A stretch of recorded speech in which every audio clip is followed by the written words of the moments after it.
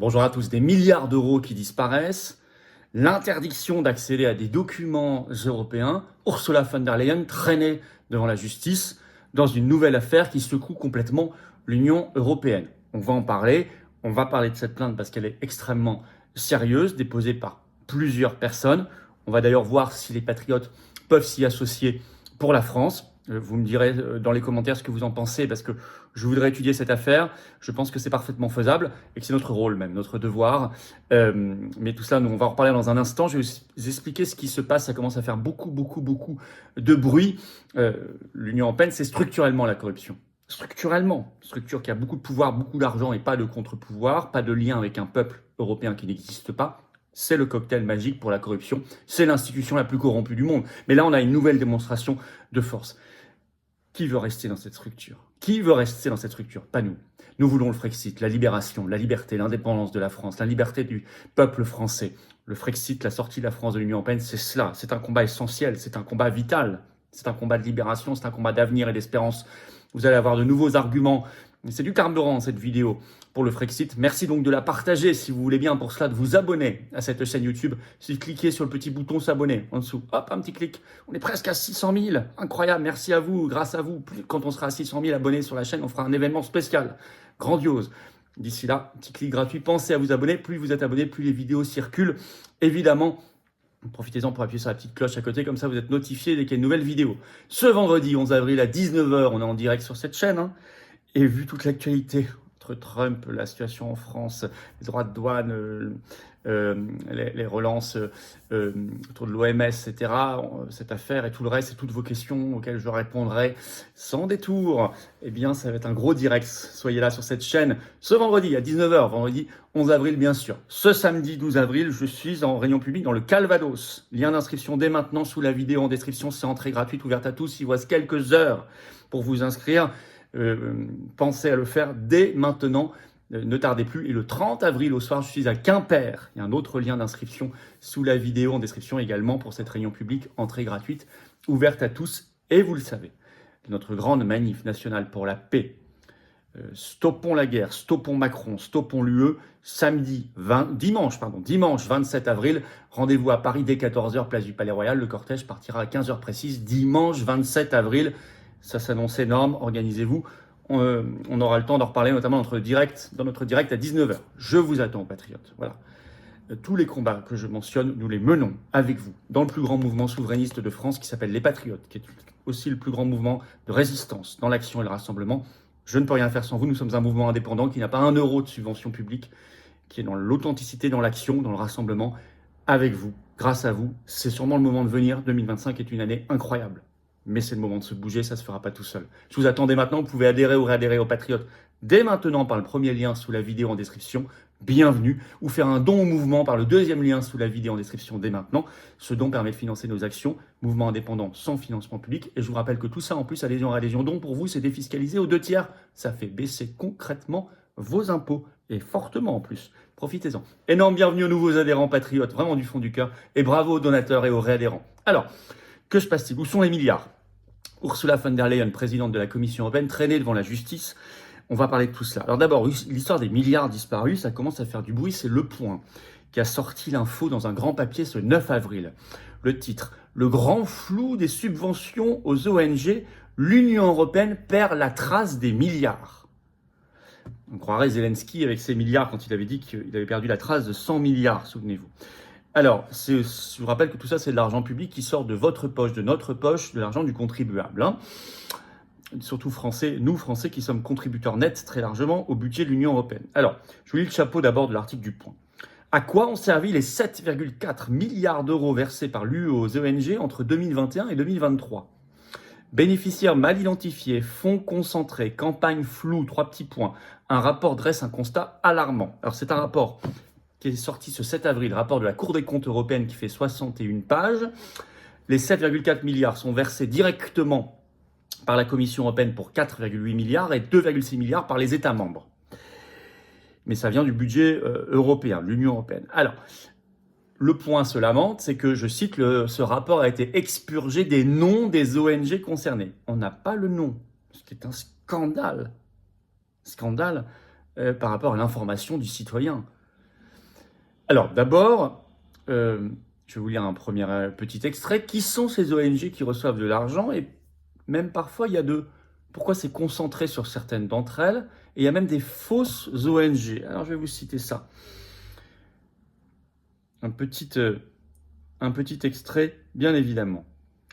Si les 70 000 entités reflètent l'ensemble, donc qui reçoivent une subvention, reflètent l'ensemble des bénéficiaires récents, un zoom sur les ONG révèle une autre réalité. Sur plus de 4400 ONG financées par l'Union européenne entre 2014 et 2023, 30, donc moins de 1%, ont capté plus de 40% du total des fonds sur cette décennie, à savoir 3,3 milliards d'euros. 3,3 milliards pour 30 ONG. Vous avez fait le calcul? Ça veut dire en moyenne 110 millions par ONG.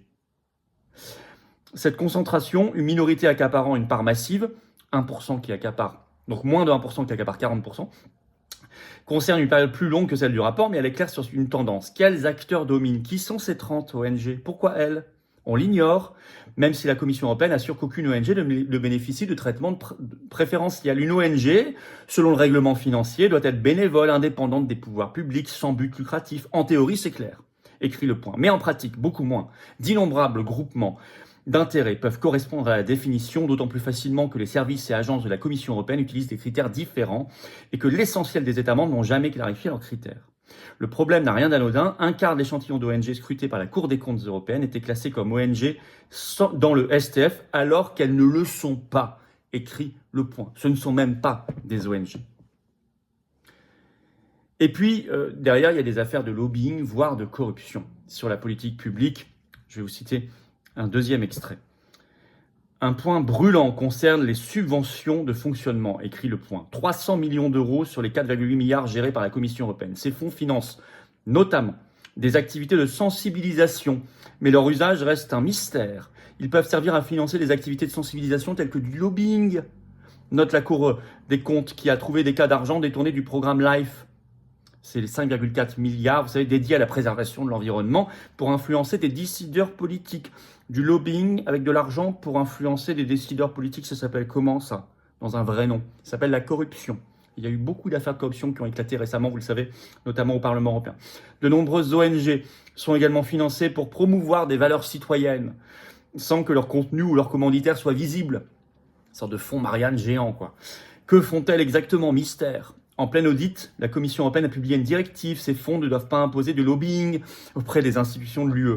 Mais la Commission européenne ne vérifie rien, écrit Le Point, se fiant à des déclarations sur l'honneur. Aucune vérification n'a été réalisée sur la dépendance financière ou les sources de financement, déplore la Cour des comptes, ne précisant pas qui se trouve derrière une ONG. Depuis mi-2023, des sensibilisations internes ont débuté, mais sans outils concrets. La traçabilité est un fiasco, conclut Le Point. Mais enfin, tout ça, c'est extrêmement grave, hein.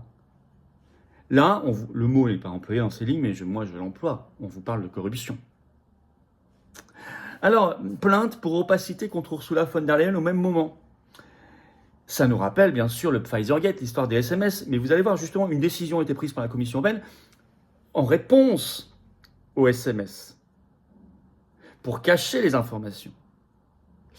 Alors Ursula von der Leyen, elle est connue pour cela, hein. Elle connaît bien tout cela, puisqu'il y a l'histoire de la négociation des contrats Pfizer, 35 milliards par SMS, mais déjà quand elle était ministre allemande de la Défense, elle avait négocié des contrats par SMS. Il y avait déjà aussi enquête parlementaire et judiciaire contre elle en Allemagne sur le même sujet. Alors là, on a su l'information par un site très intéressant, hein, spécialisé, que je vous conseille, qui s'appelle ftm.eu, comme Follow the Money, suivez l'argent, ftm.eu, qui a sorti cette grande enquête ce 7 avril. Le titre, les nouvelles règles de transparence de von der Leyen font face à une contestation judiciaire. Je vous explique en lisant le principe de tout cela. Un petit extrait. En vertu des nouvelles règles, des catégories entières de documents, y compris les avis juridiques, les dossiers des enquêtes réglementaires de la Commission européenne, sont maintenant soumises à une présomption de non-divulgation. En pratique, cela signifie que la Commission européenne rejettera les demandes de tels documents par défaut, à moins que le demandeur ne puisse démontrer un intérêt public, ce que la Commission européenne ne reconnaît presque jamais. Donc vous avez compris, la plupart des documents européens maintenant sont présumés comme faisant l'objet d'une non-divulgation. Sauf si vous démontrez, vous, demandeur, un intérêt public, mais la Commission européenne ne vous accorde jamais, quasiment jamais, l'intérêt public. Donc c'est l'opacité totale. Et c'est récent, hein. Ça touche notamment je cite cet article, « Les documents concernant la vente de produits chimiques dangereux et de nouveaux médicaments », révèle l'ONG Client Earth sur son site, article qu'elle a mis en ligne dès le 3 février 2025. Alors, en effet, elle explique qu'en décembre dernier, 2024, la Commission européenne a discrètement modifié les règles pour empêcher le public d'accéder à des documents cruciaux. Je cite, ça c'est juste après l'affaire Pfizergate SMS. C'est la nouvelle Commission européenne, hein, en décembre, c'est quand ils ont été tous renommés, quand von der Leyen a été renommée présidente, etc. Alors, une plainte a été déposée, une première plainte le 3 février, mais vous allez voir, ce n'est pas la seule, contre von der Leyen. Je vous cite un extrait sur le site de l'ONG Client Earth, donc qui est l'ONG qui a déposé la plainte. Client Earth a déposé une plainte officielle exhortant la Commission européenne à abroger les changements illégaux. Son avocat a déclaré « À une époque où la démocratie et l'état de droit sont menacés dans le monde entier, une prise de décision transparente est de la plus haute importance. Mais au lieu de s'ouvrir, la Commission européenne a choisi de cacher de plus en plus d'informations en violation de ses propres lois. En pratique, ces changements empêcheront les membres du public d'accéder à des documents liés aux dossiers en cours qui sont cruciaux pour notre vie et notre santé à tous. Ça concerne beaucoup la santé, hein.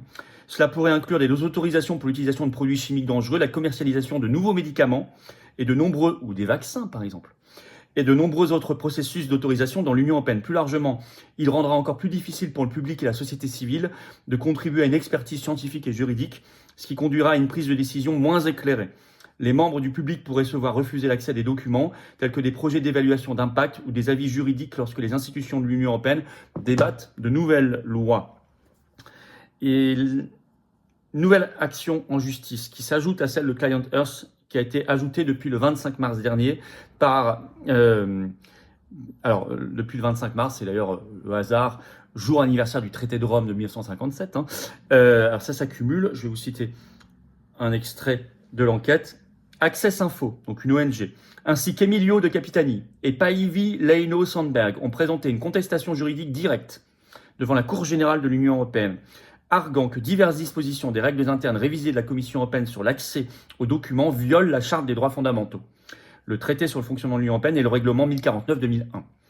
Dirigé par les avocats Rainer Hable, Onno Bruver, Alvaro Piegloselli, Matthew Lanton, l'affaire vise à annuler les dispositions qui restreignent illégalement l'accès du public aux documents, sapant la responsabilité démocratique et violant les principes juridiques de l'Union européenne. Bon, directement contre Ursula von der Leyen comme présidente de la Commission européenne. Alors, ça s'ajoute à la première plainte de février de Client Earth dont je viens de vous parler. Ça concerne beaucoup la santé, beaucoup de Big Pharma, beaucoup l'industrie chimique, agrochimique, on peut imaginer. Beaucoup les injections et les vaccins, on peut imaginer. Alors, vous avez vu, il y a des acteurs de différents pays, il n'y a pas la France pour l'instant. Je pense que nous avons intérêt à agir. La question, c'est est-ce qu'on a l'intérêt à agir pour pouvoir être reçu, que la plainte soit considérée comme recevable devant la justice si les patriotes y vont. Je vais étudier ça avec des avocats, des juristes. Vous me dites ce que vous en pensez dans les commentaires, s'il vous plaît. Notamment si vous êtes adhérent ou nouvel adhérent depuis aujourd'hui. N'hésitez pas, des patriotes pour nous aider à faire ce genre d'action. Parce que je pense que si on ne le fait pas, personne ne le fera dans le monde politique français, comme d'habitude. Et que moi, ça m'intéresse beaucoup. Je pense que c'est notre responsabilité pour que la France, les Français soient représentés dans cette action extrêmement importante. Parce que ça va concerner beaucoup la santé et la santé des enfants. Vous allez voir tout cela. On est face à des cas de corruption et d'opacité présumée, d'opacité certaine, de corruption présumée, de lobbying certain. Tout ça est logique, c'est dans l'ADN de l'Union européenne. Le Frexit, la sortie de la France de l'Union européenne, la destruction de l'Union européenne permet plus de probité, plus de transparence, plus d'information, plus de démocratie, plus d'honnêteté. Le gros mot interdit, d'honnêteté. Frexit. Merci de partager cette vidéo. Pour ça, de vous abonner, donner un coup de pouce par un petit clic gratuit sur le bouton s'abonner. Pensez-y, ça aide énormément à une meilleure diffusion des vidéos si vous soutenez ce travail. Par ailleurs, ce vendredi 11 avril à 19h, donc ce vendredi à 19h, on est en direct sur cette chaîne. Ramenez du monde, ça va être un sacré direct. Et je découvrirai vos questions auxquelles je répondrai en direct sans tabou. Soyez là. Et puis, ce samedi 12 avril à 16h, je suis en réunion publique, entrée gratuite, ouverte à tous dans le Calvados en Normandie. Inscrivez-vous dès maintenant dans les minutes qui viennent sous la vidéo en description si ça n'est pas encore fait. Le 30 avril au soir à 19h, je suis à Quimper, pareil, réunion publique, entrée gratuite. Lien d'inscription sous la vidéo en description. Et évidemment, le 27 avril, c'est un dimanche, rendez-vous 14h à Paris, place du Palais Royal. Le cortège part à 15h. Manif nationale, union sacrée, union nationale pour la paix. Stoppons Macron, stoppons l'UE, stoppons la guerre. Très important d'être tous là. J'en parlerai dans le direct à 19h, je vous donnerai notamment des premiers noms d'intervenants. Vous allez voir, c'est assez passionnant. Tout cela, je vous attends, aux patriotes.